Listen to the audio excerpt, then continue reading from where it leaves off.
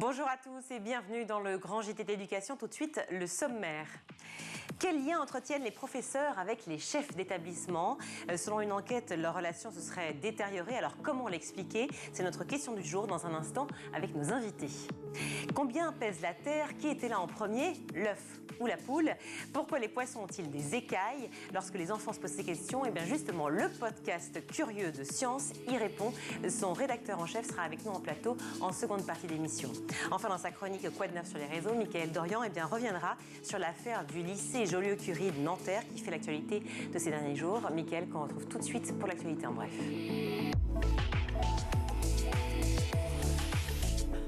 Bonjour Mickaël. Bonjour Virginie, bonjour à tous. À la une, le déjeuner de Pape Ndiaye qui est invité au ministère aujourd'hui. Eh bien, c'est une première des professeurs, des directeurs d'école, un inspecteur et une psychologue. Oui, et vous avez raison de dire que c'est une première et Pape Ndiaye entend bien reproduire ce rendez-vous, idéalement une fois par mois pour tenter de renouer le lien avec la communauté éducative, une façon de rompre une nouvelle fois avec la méthode de son prédécesseur Jean-Michel Blanquer, accusé de décider d'en haut sans prendre en compte les remontées du terrain. L'objectif, nous dit-on au ministère, alimenter les réflexions du ministre sur ce qu'il faut changer à l'école. Depuis mardi, les inscriptions au concours de recrutement des professeurs des écoles est ouverte. Et à cette occasion, une grande campagne est lancée par le ministère de l'Éducation nationale intitulée « Et si vous faisiez l'école avec nous ?» Vous savez qu'on manque de profs. Les inscriptions sont donc ouvertes pour la session 2023 du concours de recrutement des professeurs des écoles, collèges et lycées. Vous avez même le droit en prime à un message du ministre Pape Ndiaye. Regardez. Je vous invite donc de tout mon cœur à miser sur ce métier et à vous inscrire au concours. Nous travaillons sans relâche à donner à ce métier toute sa place dans notre société. Revalorisation, écoute, dialogue. Nous agissons pour les professeurs, mais aussi pour vous. Vous, étudiants, fonctionnaires, salariés en reconversion, venez emprunter le chemin des salles de classe et des salles des professeurs. Rejoignez-nous et bonne inscription. Alors loin de nous l'idée évidemment de chercher à décourager les candidats. Au contraire, on a besoin de profs, des profs qui se sentent de plus en plus épuisés. Oui, et c'est ce qu'indique le premier baromètre du bien-être au travail du ministère de l'Éducation nationale dévoilé hier. Cette étude a été menée pour la première fois au printemps 2022 auprès de 62 000 personnes exerçant dans les écoles et les établissements scolaires. Les résultats sont préoccupants. Selon cette étude, la moitié des membres du personnel de l'Éducation nationale déclarent un sentiment d'épuisement professionnel élevé. Plus généralement, la satisfaction professionnelle des enseignants interrogés est inférieure à la moyenne nationale. Il lui attribue la note de 6 sur 10 contre 7,2 pour l'ensemble des Français qui travaillent. À Nanterre, ça ne s'arrange pas au lycée Joliot-Curie où les familles ont décidé de porter plainte. Oui, 4 familles de lycéens portent plainte après des arrestations musclées et des gardes à vue qu'elles jugent injustifiées. Depuis 10 jours, des élèves font grève et des heurts ont à plusieurs reprises éclaté avec les forces de l'ordre. Une action contre l'État est également envisagée. Je vous en parlerai plus en détail en deuxième partie d'émission dans ma chronique Quoi de neuf sur les réseaux. Merci Mickaël. Alors comment expliquer que les relations entre les profs et les chefs d'établissement se soient dégradées? Eh bien, c'est notre question du jour, on en parle tout de suite. Pour en parler, je suis ravie d'accueillir Olivier Beaufrère. Bonjour. Bonjour. Merci d'être avec nous. Vous êtes proviseur, secrétaire national du SNPDEN UNSA, un fidèle aussi de l'émission depuis longtemps. Je rappelle que le SNPDEN UNSA, c'est le syndicat des personnels de direction de l'éducation nationale. Tout à fait. Ça tombe bien pour notre sujet. Face à vous, Laurent Fragerman, bonjour. Bonjour. Merci mille fois d'être avec nous dans le Grand JT d'éducation. Vous êtes enseignant et chercheur et spécialiste des politiques éducatives. Alors parlons-en justement, car c'est un vrai sujet. Le point de départ de notre propos ce jour, eh bien, c'est cette enquête que publie l'Autonome de solidarité laïque, enquête pilotée par Éric Debardieu et Benjamin Moignard, que vous pouvez retrouver évidemment facilement sur les réseaux. Une enquête qui met en avant eh bien, une dégradation de la qualité des relations entre adultes, si je puis dire, comprenez entre chefs d'établissement et professeurs ou personnel enseignant, pour être plus large. Alors, première question à vous, Olivier Beaufrère. Est-ce que vous ressentez, vous, en tant que proviseur, donc au sein de votre établissement, justement, ce que rapporte cette enquête, cette dégradation des relations? Alors, d'une manière générale, c'est vrai que l'entrée de l'enquête que vous avez se pose et se qualifie effectivement sur ce point de vue. Nous, on pourrait également l'élargir. Je pense qu'on est plus sur l'effondrement de la qualité des relations entre les adultes. Alors, des tensions très certainement entre peut-être enseignants et chefs d'établissement.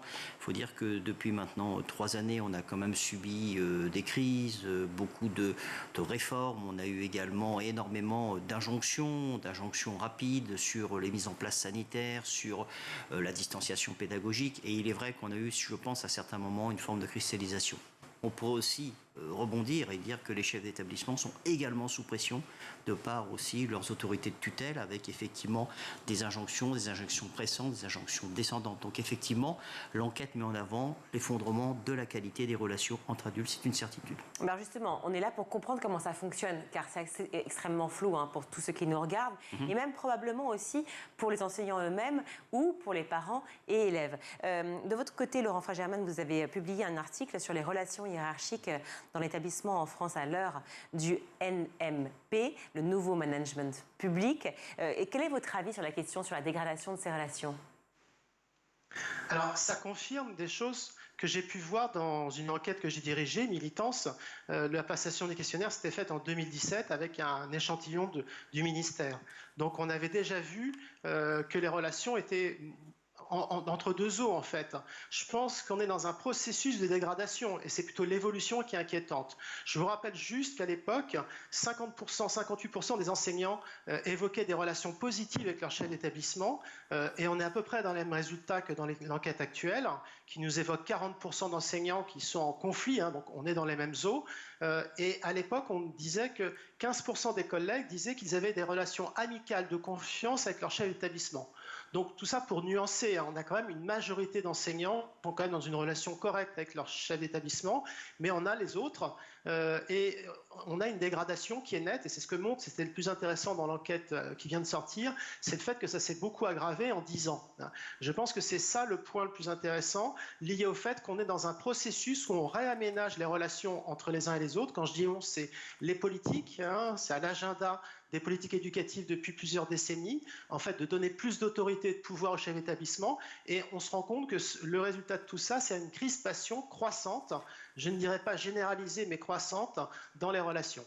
Alors justement, vous parlez effectivement de ces taux qui sont à peu près effectivement intermédiaires, mais 40% des répondants estiment que l'équipe pédagogique est peu ou pas solidaire contre 33,5% en 2013. Ça voudrait dire quoi? Ils sont peu ou pas solidaires, mais par rapport à quoi? C'est psychologiquement, ils ne sont pas solidaires? C'est solidaire par rapport à la manière dont on enseigne, par rapport aux crispations vis-à-vis des parents? Enfin, c'est très flou pour nous, vous savez, qui sommes extérieurs finalement à ce monde précisément. Laurent Fragerman. Alors, la grande demande des enseignants, classique, n'a pas changé, c'est pas de ne pas avoir de chef d'établissement. Ils ne sont pas du tout anarchistes. Ce qu'ils veulent, c'est un chef d'établissement qui soit bien dans son rôle et qui les conforte dans leur rôle à eux. Alors, c'est assez individualiste. Ils veulent un chef d'établissement qui organise bien les choses, qui fasse de bons emplois du temps, etc. Et c'est de plus en plus difficile, notamment au lycée, où la réforme, de ce point de vue-là, est assez difficile à gérer pour les chefs d'établissement, ça tout le monde en convient. Et ils veulent aussi que les chefs d'établissement viennent en support, notamment quand il y a des problèmes avec les élèves et les parents d'élèves. Et je ne pense pas que les enseignants estiment que ce soit pas mal fait d'une manière globale. En réalité, c'est très variable selon les individus, selon la manière dont les acteurs s'approprient ces politiques éducatives. Autrement dit, dans un système où le chef d'établissement est amené à changer de poste tous les 5 ans, en moyenne, c'est la norme, eh bien, les enseignants voient défiler un nombre considérable de chefs d'établissement. Certains d'entre eux font bien les choses de leur point de vue et ça se passe bien, et avec d'autres, c'est plus compliqué. Est-ce que c'est l'avis que vous partagez aussi, Olivier Beaufrère? D'autant plus qu'on a entendu souvent ici, sur School TV, dans le Grand JT de l'éducation, dans un établissement, tout dépend du chef. Est-ce que c'est votre avis? Alors, tout d'abord, je vais rebondir sur deux propos. Je pense qu'aujourd'hui, nous sommes les réceptacles de beaucoup de frustration des enseignants. Ça semble être important. C'est-à-dire qu'aujourd'hui, l'interlocuteur direct, c'est avec le chef d'établissement ou ses équipes proches. La certitude aujourd'hui également, c'est que l'évolution qui est donnée dans l'enquête de Benjamin Moignard et d'Éric Depardieu, c'est effectivement l'évolution importante. Et ça, cette évolution doit inquiéter. La perte de confiance doit inquiéter. Je rebondirai également parce qu'aujourd'hui, on donne peut-être aussi une nouvelle place au chef d'établissement dans son pilotage. Notre interlocuteur a précisé effectivement que souvent les chefs d'établissement changeaient. C'est vrai que c'est dû un petit peu à l'inhérence. Tous les 5 ans quand même, c'est difficile. Alors, en gros, ça peut être entre 3 et 9 ans. C'est la règle. Et donc, si on fait une moyenne, ça fait effectivement 5 ans. N'oublions pas non plus qu'on travaille en bonne intelligence avec les corps d'inspection, mais qu'on voit aussi de moins en moins finalement les inspecteurs dans les établissements. Donc aujourd'hui, le premier interlocuteur direct des équipes enseignantes, c'est le chef d'établissement. Et donc, effectivement, eh bien, on peut parfois, non pas être en désaccord, parce que je pense qu'on arrive quand même à faire un vrai travail de fond. On est quand même en appui, effectivement, lorsqu'il y a des tensions élèves, des tensions avec les parents, des tensions parfois même entre enseignants, ça peut arriver. Mais peut-être qu'aujourd'hui, il y a aussi un côté impatient également. Il faut que les choses se fassent vite, il faut que ce soit rapide, il faut qu'on réponde quasiment instantanément. Et c'est vrai que vu la charge de travail, parfois, c'est pas toujours évident non plus. Je comprends. Olivier Beaufrère, qui nomme les chefs d'établissement dans les établissements publics? Le ministre. Le ministre. Tout à fait. Donc pour les enseignants qui ont une certaine défiance par rapport aux différentes réformes, est-ce que cela peut jouer dans le rapport justement enseignant-chef d'établissement? Alors, la défiance, si vous analysez effectivement l'enquête sur laquelle on se prononce aujourd'hui, il y a aussi une non-reconnaissance de la part de certains chefs d'établissement. Il y a aussi un pourcentage assez important. On a une méfiance. On a une vraie méfiance face aux réformes. Méfiance et pas défiance, hein? Moi, je dirais méfiance. Ouais. J'ai vu l'intitulé effectivement de l'enquête. Pour moi, ça serait une méfiance et c'est surtout peut-être aussi l'accumulation, la superposition. Je prends une actualité. Les lycées professionnels. On a à peine fini la transformation de la voie professionnelle. On est déjà sur des annonces de nouvelles évolutions, voire d'une nouvelle réforme. On n'a pas fini, on n'a pas terminé, on n'a pas fait de bilan. Pas du tout, ils sont encore dans la rue mardi, effectivement. Et il y aura des groupes de travail dès demain au ministère. Et effectivement, on est déjà sur une autre transformation. Donc ça donne aussi, entre la crise sanitaire, entre tout ce qu'on a pu connaître comme tension, et là, on en surajoute un petit peu. Donc c'est vrai qu'on se rend compte que les établissements scolaires sont constamment en mouvement, en dynamique, en changement. Et je pense qu'à force, ça peut aussi user et lasser. Laurent Fagerman, vous avez aussi ressenti cela de votre côté? Alors oui, c'est un grand classique que les enseignants aient assez des réformes en disant faites une pause. Antoine Pro a écrit un livre éclairant là-dessus, montrant que contrairement à l'idée reçue, il y a constamment des changements dans l'éducation nationale. Et dans Militance, la question qui marche très très bien comme source de difficulté pour les enseignants, c'est justement trop de réformes.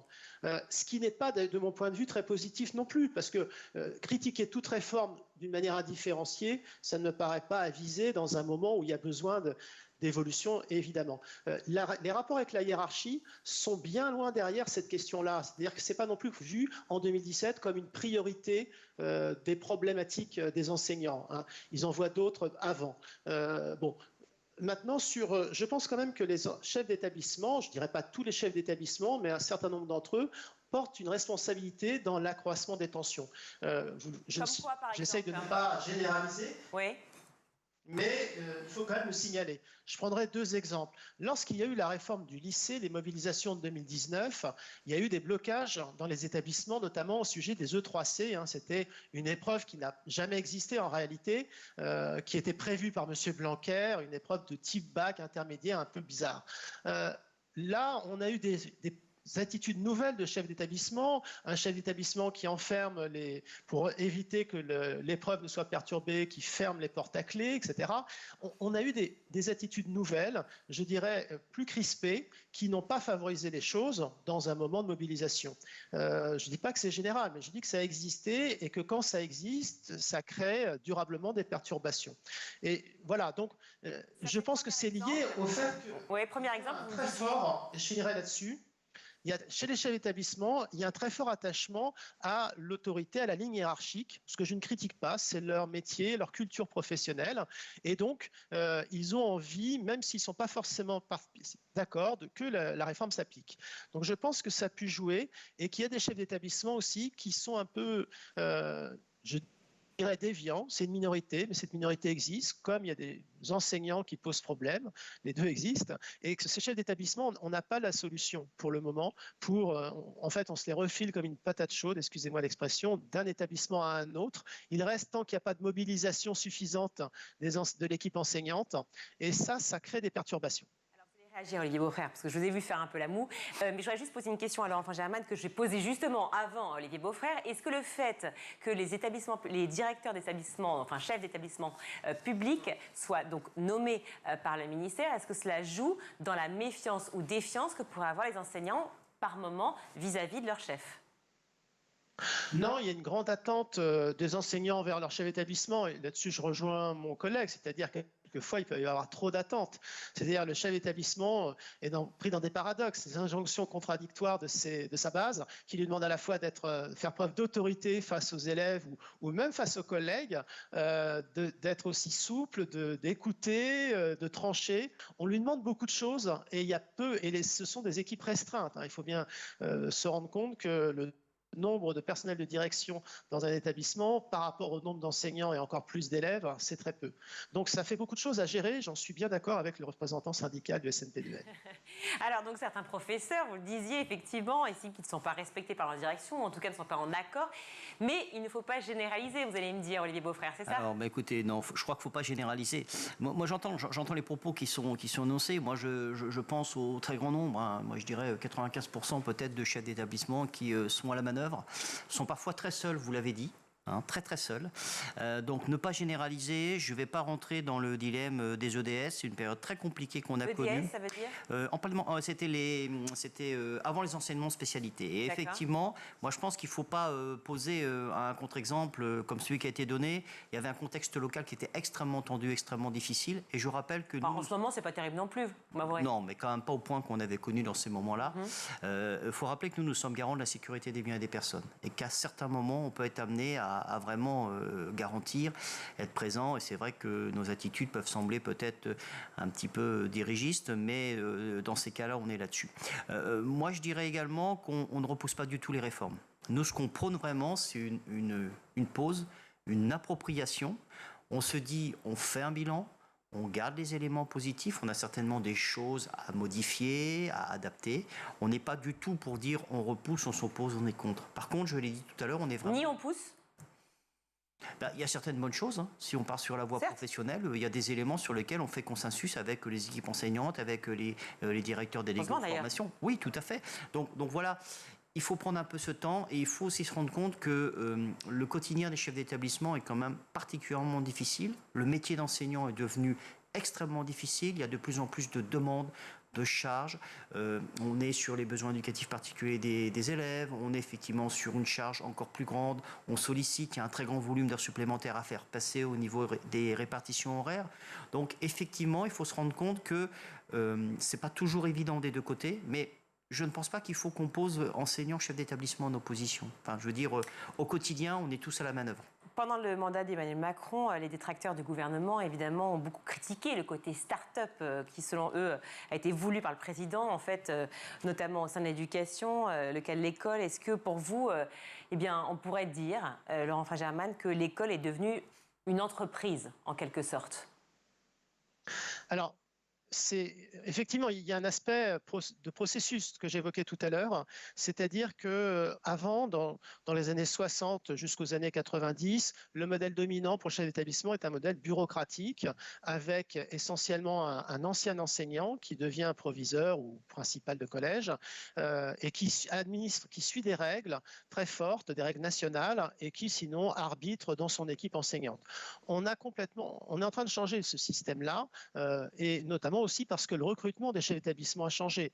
Donc, est-ce que c'est... alors, je ne réponds pas directement à votre question, j'y viens après. Donc, par exemple, le recrutement des chefs d'établissement, aujourd'hui, il n'y a plus qu'une minorité de ceux-ci qui sont titulaires d'un CAPES ou de l'agrégation, c'est-à-dire les concours qui sont faits pour enseigner dans le second degré. Ça montre bien d'ailleurs que les enseignants ne souhaitent pas être chefs d'établissement dans leur grande majorité. Ils voient bien la difficulté du métier qui vient d'être décrite par notre interlocuteur. Maintenant, donc il y a un éloignement. Ça n'est pas préjudiciable tant qu'on n'entre pas sur le plan pédagogique. J'ai eu moi-même un proviseur adjoint qui était un ancien douanier. Le premier jour, à la pré-rentrée, il est intervenu avec un ton un petit peu de militaire, fonctionnaire, d'autorité. Ça nous a fait bizarre. Puis après, il s'adaptait. Il faisait de bons emplois du temps. Il défendait les enseignants dans les cas critiques et il était devenu très apprécié. Donc moi, je suis pragmatique. Je pense que ça peut fonctionner. Mais on est passé à un modèle managérial aujourd'hui. Disons que le modèle officiel, dans la réalité, c'est très bureaucratique. C'est ça qui est compliqué, je pense. C'est une des grandes tensions du système. C'est-à-dire que le chef d'établissement, en permanence, doit rendre des comptes au rectorat et affublé d'outils informatiques qui fonctionnent mal, si j'en crois la presse du SNPDEN. Et à côté de ça, donc il est contraint dans la plupart de ses décisions, il a peu de marge de manœuvre et on lui demande en même temps d'être dans un système souple, c'est le nouveau management public, dans un système où il gère d'une manière un peu autonome son unité. Pour vous donner un seul exemple, les membres du conseil pédagogique, c'est-à-dire les enseignants qui vont s'investir dans l'établissement, n'ont pas de prime, pour la plupart, n'ont aucune bonification, rien. Et tout ça pourquoi? Parce qu'au début, c'était prévu dans la loi, et parce qu'il n'y a pas de marge de manœuvre. Donc, le chef d'établissement ne peut rien faire. Donc, je pense qu'on n'est pas... On va en parler parce qu'on a un chef d'établissement en plateau, pardon, mais je vous coupe, mais c'est vrai que j'aimerais la réaction quand même d'Olivier Beaufrère sur ce sujet parce que effectivement, et puis surtout, j'aimerais connaître le poids parce qu'on arrive à la fin de cet échange, donc j'aimerais connaître le poids aussi et le rôle des syndicats. Vous êtes proviseur, certes, mais vous êtes aussi le président, secrétaire national, pardon, du SNPDEN-UNSA, justement, ce fameux syndicat des personnels de direction de l'éducation nationale. Donc quel est le poids? Est-ce qu'il y a une double direction, si je puis dire, à la fois chef d'établissement et syndicat majoritaire au sein des établissements? Alors non, franchement non. Je pense qu'on a, moi pour ma part, je dis toujours, j'ai deux casquettes. Il y a la casquette du proviseur. Et pourtant en une seule personne. Voici 1h30, j'étais dans mon lycée, je travaillais sur mon lycée. Vous êtes double, c'est poker face. Oui, c'est ça. Non, mais complètement. J'étais sur mon lycée, je travaillais sur mon lycée. Et là, je suis en plateau, je suis dans ma représentation syndicale. Non, moi, je vais rebondir sur le modèle bureaucratique. Il y a une véritable évolution managériale, je suis d'accord. Il y a quand même des éléments qui ont été mis en œuvre par notre collègue interlocuteur. Sur la participation au conseil pédagogique, il y a quand même des IMP qui sont des indemnités prévues et qui sont données effectivement aux enseignants. Maintenant, je dirais que, et je le remercie de lire notre presse syndicale, on a de vraies difficultés informatiques, c'est vrai, on a des outils qui ne fonctionnent pas toujours très bien. Et on nous parle de plus en plus de l'autonomie de nos établissements. Alors l'autonomie, et elle est prônée actuellement sur bon nombre de nouveautés, la transformation de la voie professionnelle, mais également, on le voit bien, sur aussi tout ce qui va être sur notre école Faisons-la ensemble. Donc derrière, on peut avoir un appel de projet avec 500 millions qui vont être distribués effectivement sur l'ensemble du mandat présidentiel. Donc on se rend bien compte qu'on a une véritable évolution. Cette évolution, il faut qu'on la conduise, il faut qu'on l'accompagne. Et je pense qu'il faut qu'à nouveau, on arrive à travailler ensemble avec effectivement toutes les équipes dans les établissements. Un point qu'on n'a pas précisé, parce qu'on parlait et rapidement, parce qu'il faut rendre malheureusement. On parlait tout à l'heure effectivement du recrutement, d'un nouveau type de recrutement. Il faut quand même savoir qu'on a une énorme baisse de vocation. On a eu l'année dernière, pour la première fois, 500 à 600 candidats en moins sur le concours de chef d'établissement. Donc ça nous inquiète. Et on pense effectivement que c'est certainement dû à une charge de plus en plus importante, peut-être aussi à une entrée salariale qui n'est pas la bonne. Et ce qui nous inquiète également, c'est qu'on a de plus en plus de collègues qui demandent à être détachés ou qui démissionnent. Donc ça aussi, c'est bien un signal sur un véritable... Mais c'est un signal général dans l'éducation nationale, non? On peut le dire clairement. Oui, mais également chez les chefs d'établissement, c'est assez surprenant. C'est assez surprenant. Merci à vous deux d'avoir participé à cet échange. Laurent Fagerman, merci mille fois d'avoir été avec nous pour nous éclairer davantage sur justement les politiques éducatives. Je rappelle que vous êtes enseignant et chercheur. Olivier Beaufrère, merci également d'avoir été avec nous, proviseur, et donc secrétaire général du SNPDEN-UNSA. Tout à fait. Merci mille fois. On marque une courte pause et on se retrouve.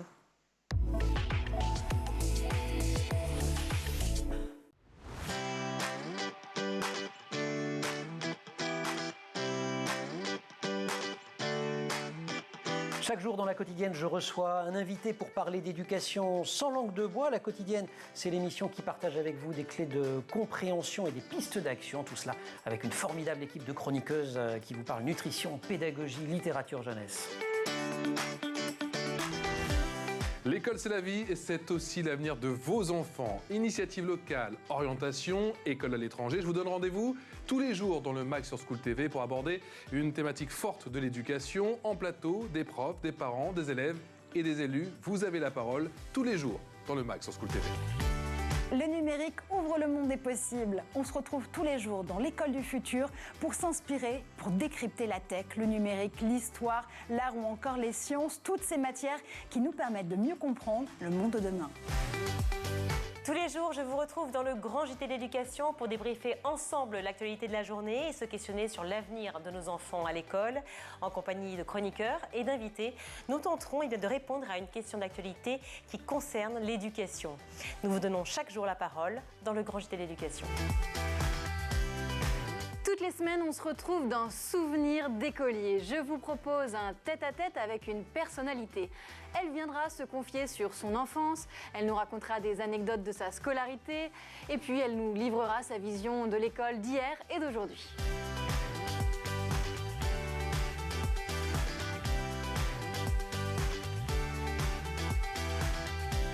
School TV, imaginons ensemble l'école de demain.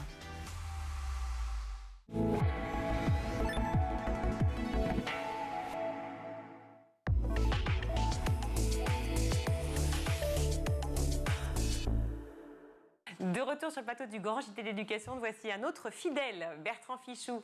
Bonjour. Bonjour. Merci d'être avec nous. Alors, vous êtes rédacteur en chef des magazines Youpi et Image Doc du groupe Bayard. Mais on parle aujourd'hui de science à travers un podcast absolument génial qui s'appelle Curieux de science, un podcast coproduit avec Bayard Jeunesse. C'est ça.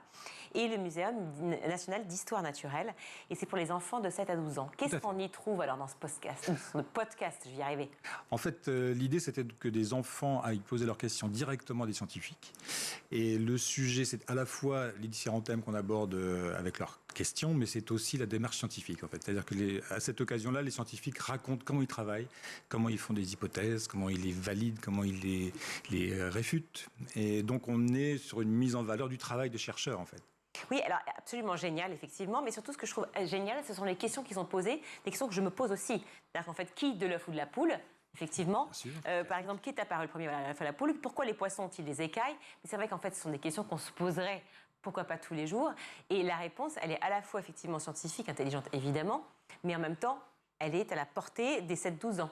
Tout à fait. Et à la mienne aussi, même. Et a fortiori, à la portée des parents et des grands-parents. C'est un peu la démarche, de toute façon, de Bayard Jeunesse, de s'adresser à des petits, de leur raconter des choses tellement intéressantes que même les parents apprennent des choses dans Youpi ou dans ImageDoc. Voilà. Et en fait, il y a des questions classiques, effectivement, qui ont été puisées dans les questions qu'on reçoit au magazine. Les enfants nous écrivent tous les jours pour nous poser des questions à ImageDoc. Donc, on y répond sur le papier, dans le magazine, bien évidemment. Et puis là, c'était l'occasion qu'ils aillent les poser directement.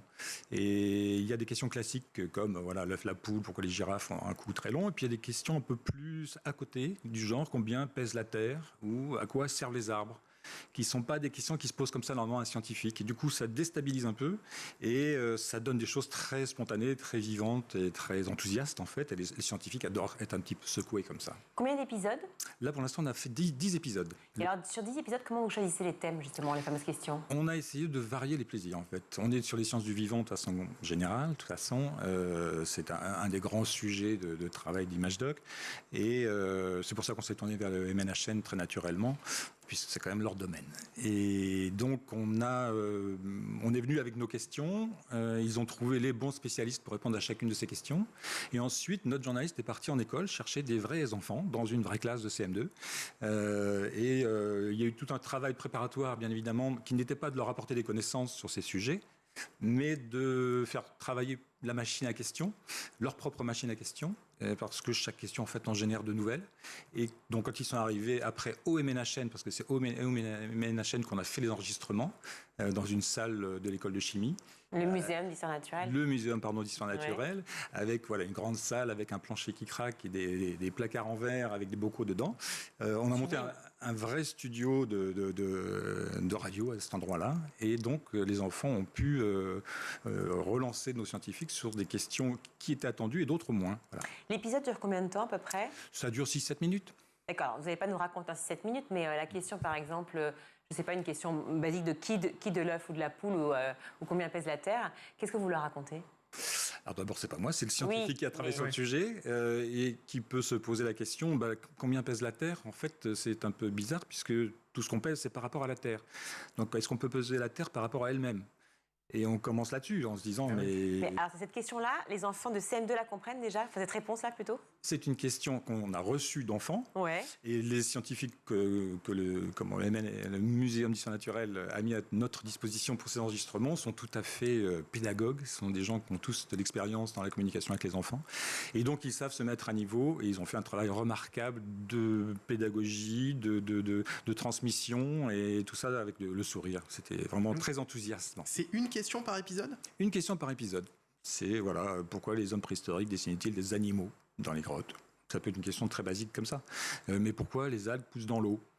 A priori, on ne se pose pas la question. Puis en fait, ça amène à des tas de questions quand on creuse un peu le sujet. Ça, c'est une démarche qu'on pratique beaucoup dans ImageDoc, dans Youpi. Nous-mêmes, on se surprend à se poser des questions et à rebondir sur des questions qu'on n'avait pas attendues.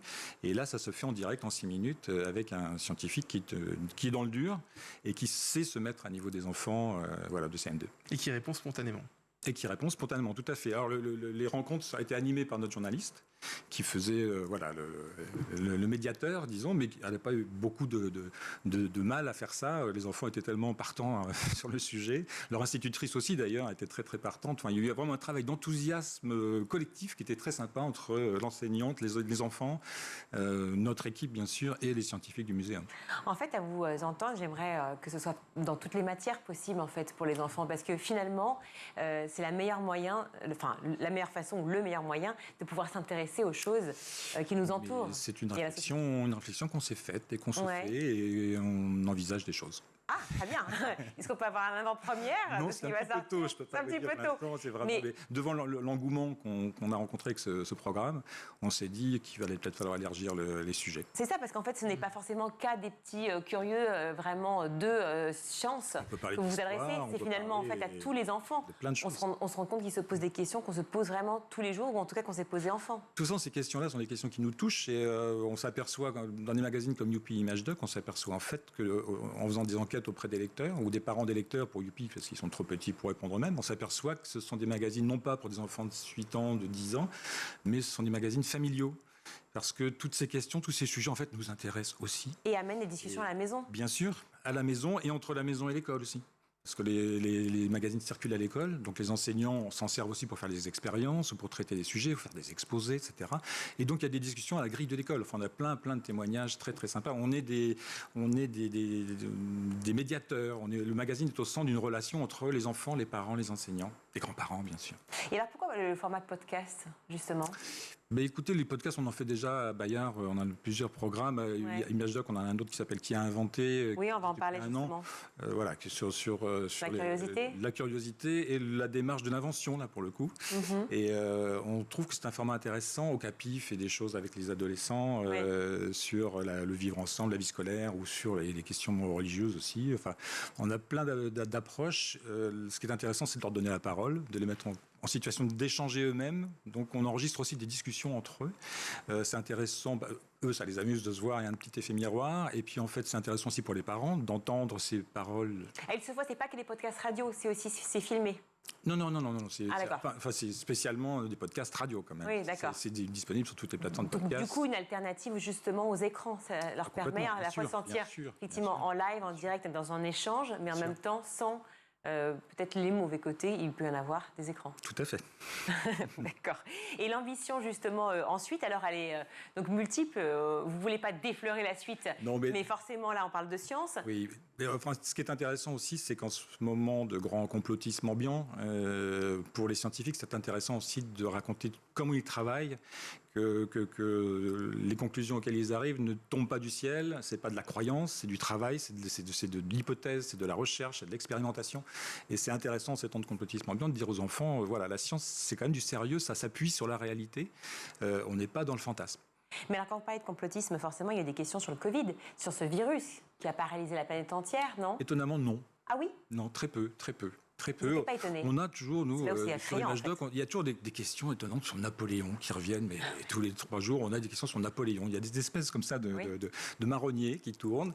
Et puis parfois des questions qui sont complètement à côté. Voilà, pourquoi les méduses ont des fesses? Est-ce qu'elles ont des fesses? D'abord, les méduses. Enfin, on tombe sur des trucs les plus rigolos, anecdotiques et les plus fondamentaux. Et en fait, on s'aperçoit que même les questions classiques peuvent amener des réponses tout à fait étonnantes. En fait, on croit savoir, mais qu'on soit adulte ou enfant, et en fait, on ne sait pas forcément. On ne sait pas, non. On ne sait rien. Ce qu'on sait, c'est qu'on ne sait rien. Merci beaucoup, Bertrand Fichot, d'avoir été avec nous. Je rappelle que vous êtes rédacteur en chef d'ImageDoc. Vous avez produit cette série de podcasts, donc Curieux de science pour les enfants de 7 à 12 ans. On peut les retrouver où, les podcasts? Sur toutes les plateformes de podcasts, c'est gratuit. On les retrouve aussi sur le site de Bayam, qui est le site de Bayard. Voilà. Merci beaucoup. Merci. Merci à vous. Ensuite, c'est à vous. Hein. C'est l'heure de votre chronique, cher Mickaël.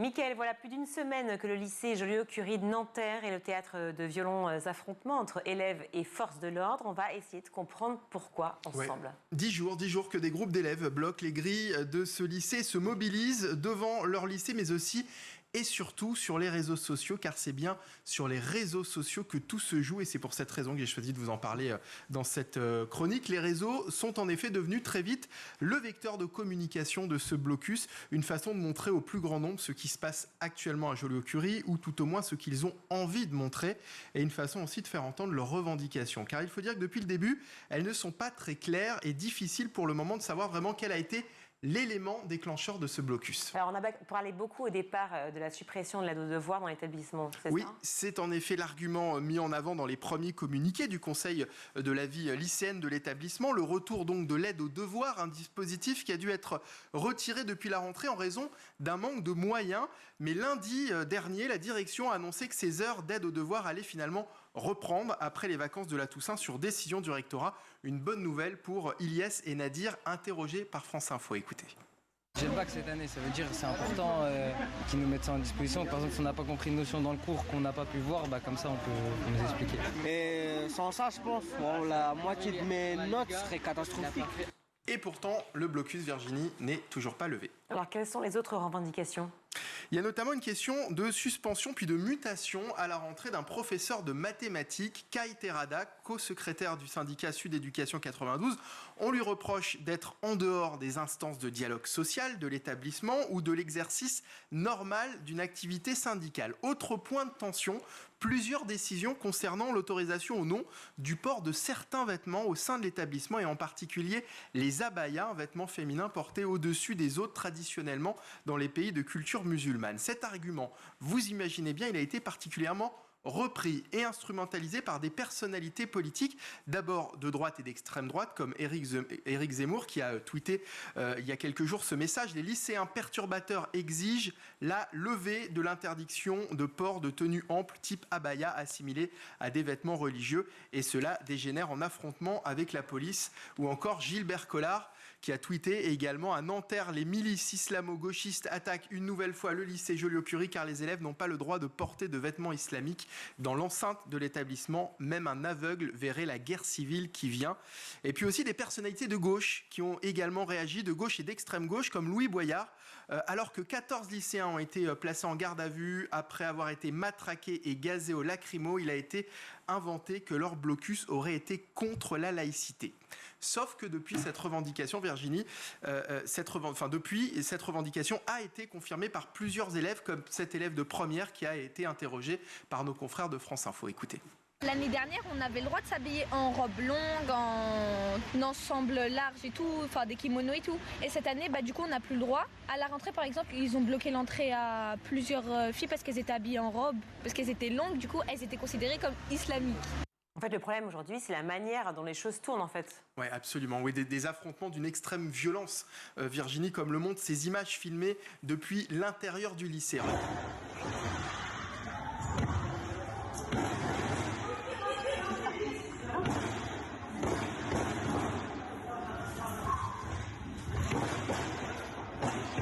Voilà, des tirs de mortiers d'artifice. On a du mal à imaginer que ça se passe en France, en région parisienne, dans un lycée chez nous.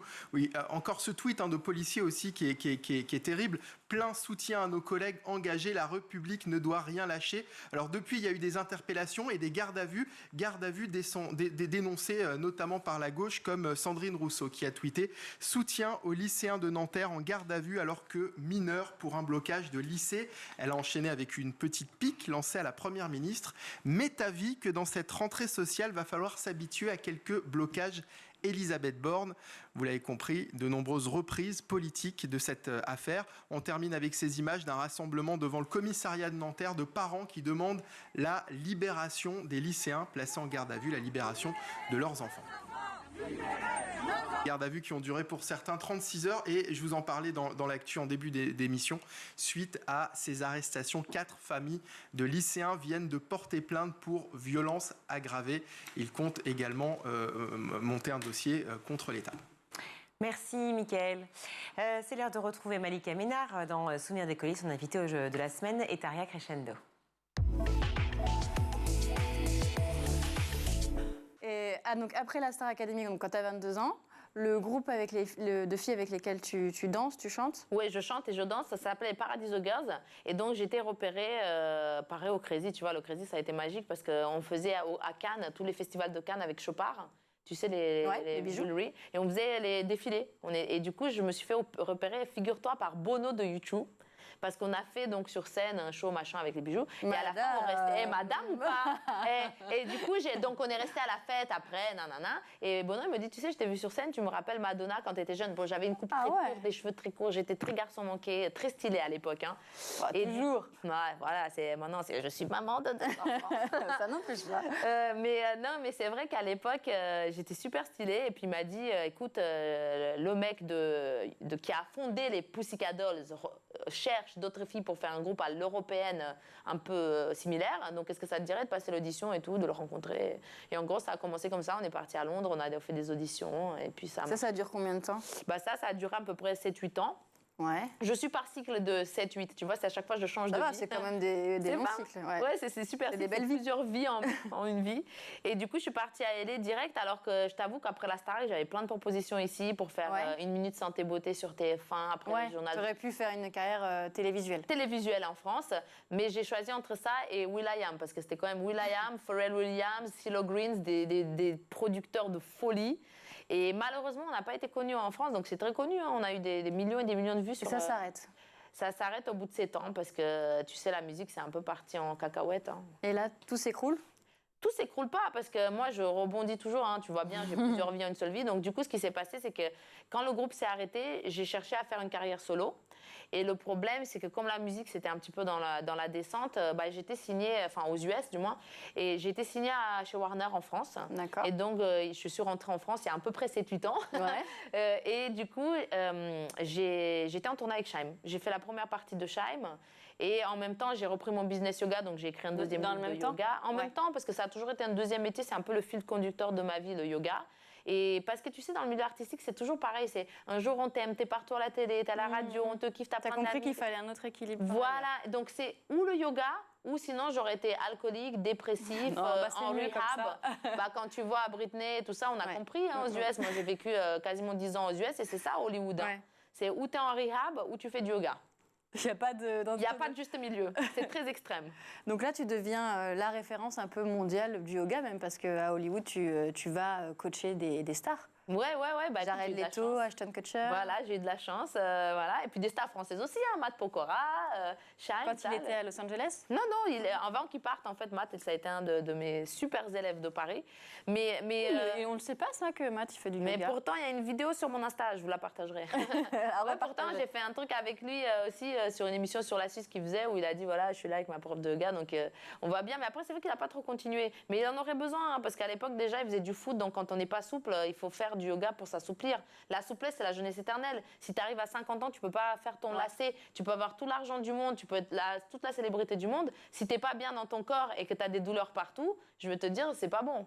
Et ça, le yoga, c'est l'assurance de ne pas avoir de douleurs en vieillissant? Exactement, c'est la jeunesse éternelle, c'est pour ça, c'est que tu gardes la mobilité de ton corps. Quand tu es sur ton vélo, bah, tu peux te tourner pour voir s'il n'y a pas une voiture qui va venir t'écraser. Alors que si tu fais rien pour ton corps et que tu ne donnes pas de l'amour et de l'attention, bah, on part un petit peu, ça va pas. J'ai l'impression que c'est moi que tu grondes là. Non, pas du tout.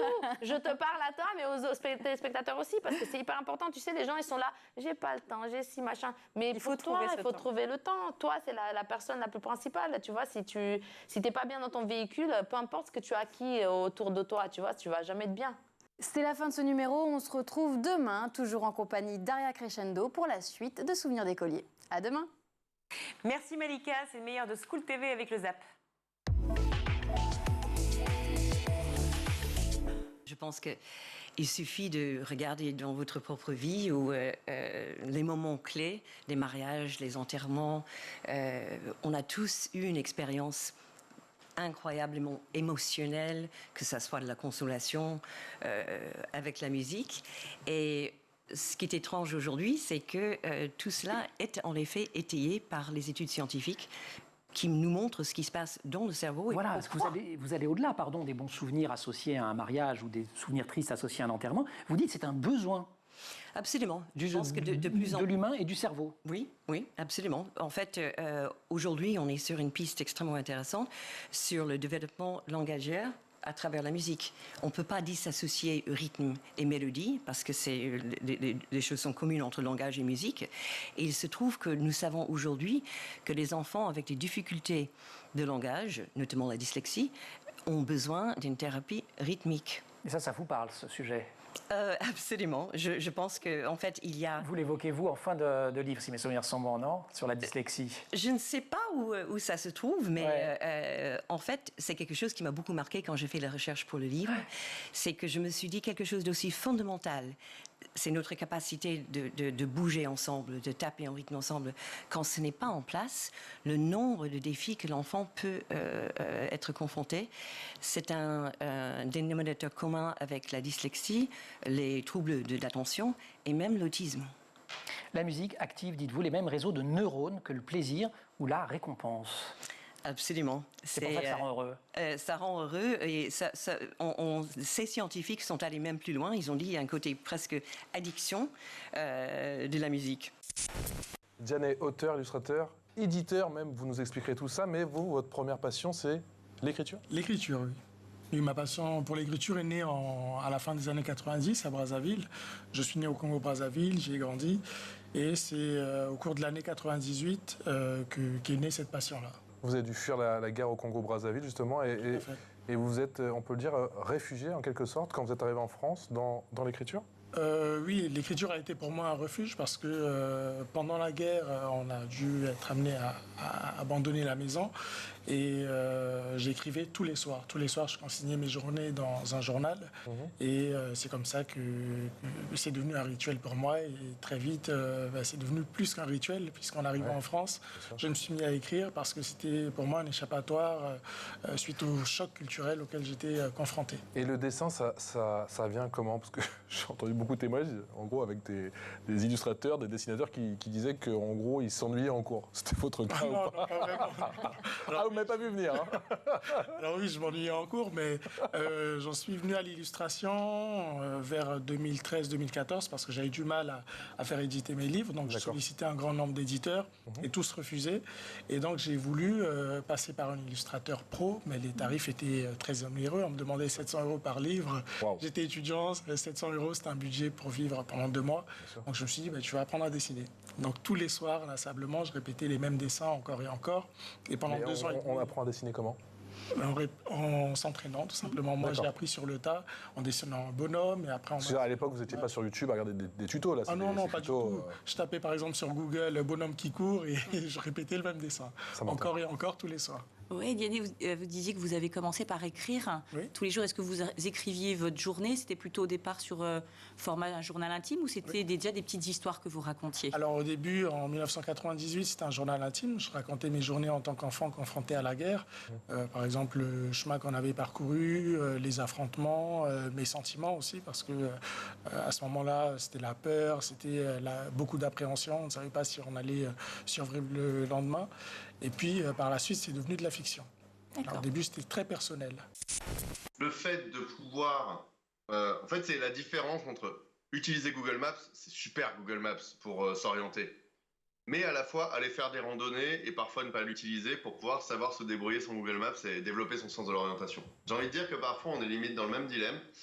Je pense que quand on utilise ces outils-là, il faut les utiliser à fond, mais donner un esprit critique à des jeunes publics sur comment ça fonctionne. À l'époque, j'étais cofondateur d'une école de code solidaire qui s'appelle Simplon.co. Ben, il y avait vraiment cette dimension où on vous apprend à coder pour que vous ne soyez pas seulement utilisateur du numérique, mais aussi acteur, que vous ouvriez le capot et que vous sachiez un peu comment ça se passe, et aussi pour éduquer votre esprit critique sur cette infrastructure que vous utilisez au quotidien sans vous rendre compte de ce qu'il y a, sauf que... Voilà, parce que si on utilise un téléphone sans comprendre ce qu'il y a dedans, forcément, on est plus manipulable. Donc, quitte à faire du numérique, autant le comprendre à fond, comprendre les outils qu'on utilise, avoir du recul, de la réflexivité là-dessus. Deuxièmement, éventuellement pratiquer un peu, voir comment utiliser ça. Franchement, n'importe qui, là, que vous soyez prof, élève, allez sur... vous tapez Playground OpenAI, vous avez juste à vous créer un compte et vous pouvez commencer à poser des questions, voir plein d'exemples, au moins pour comprendre les enjeux de ce truc-là. Parce que si on ne comprend pas, ben, c'est ces choses-là qui vont nous comprendre de plus en plus. Voilà. Et par ailleurs, deuxièmement, le temps qu'on économise à certains égards, ben, utilisons-le autrement. Par exemple, c'est bête, mais nous, ce qu'on dit souvent, en no-code, on peut automatiser plein de tâches. Qu'est-ce qu'on en fait du temps derrière qu'on gagne? Est-ce qu'on travaille sur des choses à plus forte valeur ajoutée? Est-ce qu'on travaille moins? Est-ce qu'on va faire des choses plus expérimentales? Est-ce qu'on va voir sa famille? Est-ce qu'on va voir ses potes? Je pense que là, cette question se pose. Moi, de mon point de vue, ça fait longtemps que j'ai cette vision. C'est, quitte à utiliser vraiment le numérique à fond, un peu comme je viens de l'expliquer, autant refaire des activités ultra déconnectées, refaire des activités, même acquérir des compétences plus artisanales, qui font plus appel au corps, au sens, au manuel. Je pense que vraiment, il y a un enjeu là-dedans. Parce que si on n'arrive pas à reprendre justement une espèce de prise sur le monde réel, concret, matériel, en parallèle, la fracture entre certaines personnes qui auront été vraiment à fond dans l'utilisation d'outils facilitants et la réalité, cette fracture risque d'être dangereuse, voire entre les gens et les gens. Parce qu'entre des gens qui utilisent beaucoup ces outils et des gens qui ne les utilisent pas du tout, voilà, il y a un réel enjeu, j'allais dire anthropologique, on dirait sociologique, quoi, là-dessus, à mon avis. Une heure de la récré, on va parler d'insectes et de vers de terre. On pouvait introduire ça avec le vol du bourdon, mais c'est dur à chanter, le vol du bourdon, quand même. Non, mais moi, je sais pas chanter. Vous savez chanter, Bumblebee? Ouais, ça fait ça. Vous le faites très bien. On le fera écouter. Et donc, voilà, vous voulez que... ouais, pour la récré. Vous savez que la récré, le principe, on vous demande de nous faire un truc rigolo. Non, mais moi, je vous apprends plein de trucs dans la récré. Et est-ce que vous savez que les insectes, c'est peut-être la nourriture de demain? J'ai lu ça. Est-ce que vous avez déjà goûté des vers, déjà? Des vers? Des vers. Non. Des vers, hein. Vous savez, c'est un peu à la mode en ce moment. Ça remplace les chips, les vers séchés. Là, on pourra demander d'ailleurs à Sandra Ferreira, notre nutritionniste, ce qu'elle en pense. En tout cas, l'entomophagie, le fait de consommer des insectes, s'est présenté comme la solution d'avenir pour, un, permettre de nourrir des humains de plus en plus nombreux, et deux, de réduire l'empreinte carbone de l'agriculture. Manger des insectes, c'est en fait hyper écolo. D'accord. Et donc, vous allez aussi nous dire que les scientifiques ont réussi à donner à des vers de farine une saveur semblable à celle de la viande? Mais absolument, Emmanuel. C'est parce que j'ai dit vocable. Voilà, vocable qui me l'a appris. Alors, j'en ai pas encore parlé de ce magazine depuis le début de l'année, mais c'est un magazine qui répertorie plein d'articles de presse internationale en anglais. Le but, c'est bien sûr de progresser. C'est super bien fait. N'hésitez pas à l'acheter, c'est vraiment top.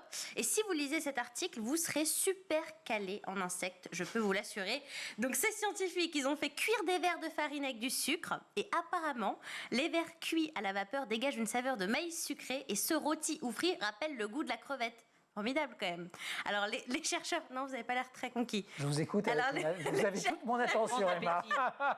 Alors les chercheurs vantent les mérites nutritifs de ces vers de farine, bon apport en protéines, des acides gras, des vitamines, des minéraux et même des fibres. Voilà, donc maintenant il ne vous reste plus qu'à nous faire adhérer afin que nous en mangions. Tout à fait. Et quand je dis vous, ce n'est pas tellement votre problème, c'est l'enjeu pour toutes les personnes qui très sérieusement disent que l'avenir est là. Quelle est l'importance de la morale, Laura, justement, dans vos histoires? J'aime pas trop spécialement prêcher des morales. J'essaye plutôt de faire effectivement des histoires qui donnent à réfléchir, mais sans donner peut-être toutes les clés directement, mais plutôt inviter à se poser des questions, ce genre de choses. Samantha. Oui, Laura, est-ce que ça vous arrive de visiter des collèges, des lycées pour parler de votre métier, ou est-ce que sur les salons des livres, vous avez l'occasion d'en parler? Oui, je vais parfois dans les écoles ou les médiathèques aussi, les bibliothèques, beaucoup pour effectivement présenter mon travail et plus largement aussi parler du métier d'auteur et d'autrice avec les enfants ou les jeunes dans les collèges et les lycées. Et alors justement, quelles sont les questions qui reviennent le plus souvent dans les écoles? Ils veulent souvent savoir si on est riche. C'est vrai que c'est une question qui revient beaucoup. Ils mettent tout de suite les pieds dans le plat, c'est vrai? Peut-on vivre du dessin ou de son œuvre, c'est ça? Ouais, c'est une question qui les intéresse et c'est normal, je pense aussi. D'accord. Et quand vous leur répondez, du coup, ils sont contents ou vous leur répondez franchement ou... Alors, j'ai pas entendu votre question. Vous leur répondez franchement? Oui, je leur réponds franchement. J'aime bien faire le petit camembert qui présente la chaîne du livre, justement, pour leur montrer un peu combien touche chaque personne dans la chaîne du livre, dont moi également. D'accord. Diane, c'est compliqué de vivre du dessin? C'est très compliqué quand on est auteur-illustrateur, effectivement, avec la chaîne du livre, les différents intermédiaires. Le fameux camembert. Oui, le distributeur, l'imprimeur, l'éditeur, ensuite partagé entre l'auteur-illustrateur, tout ce qu'on reverse à l'État par la suite, c'est assez difficile. Mais à mes yeux, quand on est indépendant, on a beaucoup plus de chances d'en vivre parce que vous avez beaucoup moins d'intermédiaires, vous n'avez pas l'éditeur, vous n'avez pas le distributeur si vous le distribuez vous-même. Donc en ayant une bonne stratégie commerciale, en dédicaçant beaucoup, en se faisant connaître à travers des interviews, des salons du livre, on a plus de chances d'en vivre. Et aujourd'hui, avec l'auto-édition, je pense qu'il y a un nombre croissant d'auteurs indépendants qui arrivent à vivre de leur plume. D'accord. Ça veut dire quoi l'auto-édition? L'auto-édition, c'est quand on ne passe pas par une maison d'édition traditionnelle. C'est quand vous faites le choix d'éditer vous-même votre livre. Voilà pour le ZAP, c'est la fin de ce grand JT. Merci à vous tous de nous avoir suivis. Canal 247, pour en trouver évidemment sur les Freebox, schooltv.com, bien entendu. Si vous souhaitez nous écrire, eh bien faites-le, n'hésitez pas, on vous répond. Merci à toute l'équipe. Aujourd'hui, à la réalisation, c'est Xavier Sanchez. Au son, Thibaut Goury-Lafont, Laure Edmond au make-up et Emma Guessel et Agathe Delannoy à la rédac. Merci beaucoup, Mika. Merci, Virginie.